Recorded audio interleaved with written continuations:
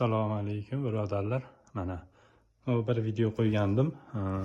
Shu qilish kerak edi, mayaklarni o'rnatgandim. Shu xonada to'sonlar chiqish to'g'risida gapirgandim. Xonani to'sonlar chiqish to'g'risida. Hozir shu xonani patologi dekor bo'lyapti.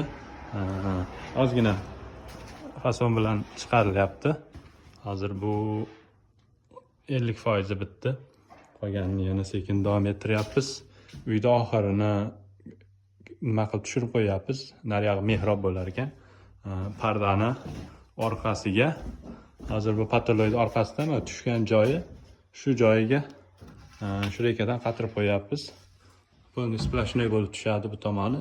Ertaga mehrobni to'sganda, parda qatirganda reka qidirib yurib ovora bo'lishmaydi. Xohlagan joydan qatirsa reka bo'ladi.